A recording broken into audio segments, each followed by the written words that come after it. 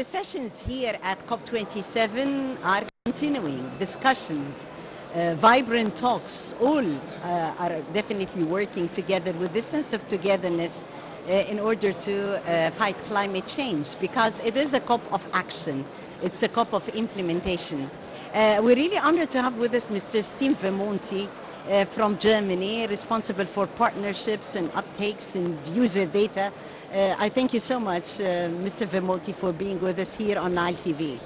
It's truly a pleasure to be here in Egypt for the COP27. I think the hospitality, and it's a pleasure to be here as a stakeholder to support the COP27. I thank you so much, and first of all, let me ask you about your impressions visiting Sharm, and tell me more about the vibrant sessions you participated in at COP and also your expectations. Sharm el-Sheikh is of course a very vibrant environment, and it's very nice to be here. I see a lot of nice accommodation which allows us to be here all together, because you have to see it as a way to bring the world together to talk about the big challenges which climate change brings. So it's not only about climate mitigation, but it's also about climate adaptation. And in terms of climate adaptation, we in particular at ECMWF, we are interested to see how we can provide added value with data, climate data, weather data. And an example on where we have provided quite a lot is our collaboration with the Union for the Mediterranean. Union for the Mediterranean brings together all the countries of the Mediterranean, including Egypt, to talk about how we can tackle the challenges on climate change. That's great, and it's great that you mentioned data, because science and technology are definitely very important tools if we're talking climate change. Climate tech today is very important and a successful component that would help us lead all the way to success. Tell us more about your vision vis-a-vis the importance of providing precise climate data in solving the big crisis. Thank you for your question. It's a very interesting and a very important one. So what we need is not only the data which underpins the science to understand climate, but we also need data which allows us to take action. Now it's time for action. And to allow action, we still need the data to support all these decision makers. An example is how we can provide data to solve issues on food security, how we can solve issues in emergency situations, how we can provide data which supports health or energy related situations. And on all those elements, we provide data which is quality assured, which comes with support to those who need it, and translate it into something which is useful for decision makers. We can't do this on our own. We are one of the players. So what's important to do this is to work with partners, to work with partners in the different countries. Yes, and I'm happy that Egypt is a partner in this successful equation. Yes, indeed. So Egypt is one of the member states of the Union for the Mediterranean with whom we have a partnership, and they provide the political context. They bring together all the different entities who are pushing forward an agenda, and we are there to, as climate and data specialists, to provide support for those people to make decisions. That's great. Well, definitely in the field of climate tech, I guess that the world is changing actually very fast, and technology today is like revolutionary. It would bring amazing results.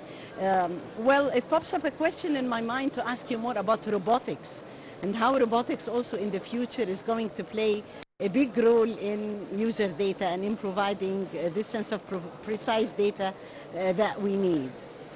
Well, there's a lot of new technologies which will help the further advancements on the provision of data.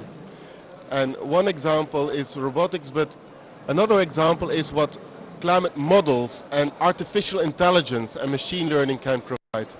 And on this, there's a lot of things which happen. In Europe, we're working with an initiative called Destination Earth. And Destination Earth is trying to make a digital twin of the Earth, simulating, in fact, the different elements of the Earth, how it works, how the physics of the world works, how the chemistry of the world works, and bring this together in one global vision so we can make decisions based on this.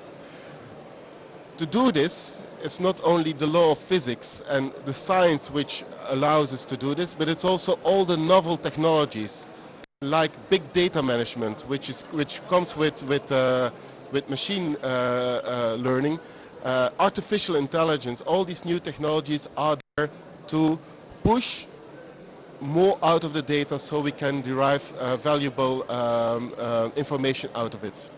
It's very important reaching precise information, valuable information that can really make a difference. Out of COP27, definitely here, it is a very healthy environment in order to like brainstorm new ideas and share data. Are there any space? Is there any space for signing partnership with other partners around the world here at the sidelines of COP? Oh, COP is a brilliant occasion to talk about partnerships because you bring here in Egypt all these different entities together and we are able to talk about what's needed to bring together knowledge and to share knowledge and to share we have data. a knowledge bank in Egypt and this has been definitely also a brilliant idea that would further foster and help implement those ideas into action. Yes. So I fully agree with what you state, and the example which I will bring is of course the partnership which we have with the Union for the Mediterranean, which push in fact actionable data for the Mediterranean basis, because it's really one of those areas where the climate crisis is one of the highest. Yes. This sense of togetherness here we need to highlight more. We need to invest more in our partnership together. What's after COP is also very important, which is following up on the implementation and what has been reached and achieved here. So how do you see that, working on the implementation of the recommendations and the follow-up mechanism afterwards? Well, a very important thing is to look into investments. How will we invest further in what has been agreed so that the people who are really those who need to take action are fostered or give the means to do what they need to do. Provided incentives. So they need to provide incentives to do this. It's on one side funding, is one thing. Climate training finance is featuring high. Yes. On the agenda of COP27, definitely. Indeed, it's very important. Another thing is capacity building, training, education. It's very important to make sure that people know what's at stake, so awareness rising, but also to allow them to use all the data and information in the best way possible, because it's still a complex thing. So it's not something which goes without the background. You need to training to understand how data is used, all the uncertainty linked to it, and how you combine it with socio-economic data, with data which is specific to different sectors, how you can apply it for food, for the energy sector, for the health sector, and all these things need to be put on the agenda to make sure that you have the people and that you have the capacity so they can push it forward. And these are people at universities, these are people at research centers, these are people in the private sector, it's also important. And all this together enables us to make better decisions and help us to advance further. Yes. How do you see the role of the private sector working hand in hand with governments in order to achieve that? Thank you for the question. It's very important. The private sector has a very important role to push further the agenda, because often they have the dynamics and they have their own way of pushing things through. The private sector, and I'm talking here about consultancy firms, I'm talking here about the banks, I'm talking here about innovation actors, really are there at the forefront of what's possible in terms of technologies. We talked about technologies. Yes. Often they also come with funding, which enables entities to move forward. And often they are the ones who think about solutions which are possible in the long-term future.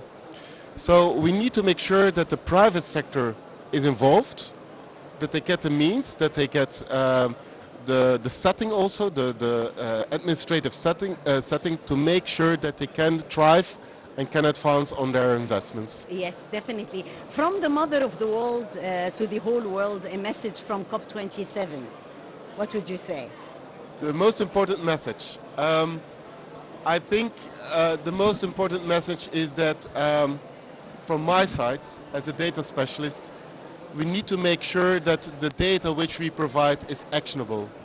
And to make it actionable, we need to make sure that people understand the data, that they have access to the data, and that they can do this in combination with so many different partners to make it work. I thank you very much, Mr. Steve from Germany, working in data usage, and a specialist and an expert in the field. Thank you so much for joining us. Thank you very much, and I'm happy that you invited me to talk about this as a representative of ECMWF. Thank you. Thank you so much. And dear viewers, that was Mr. Steve talking about the importance of technology, because climate tech is very important, and in the forefront here, we need data usage in order to achieve decisive results and in order to make good decision making. Thanks for watching, and stay tuned for more coming up.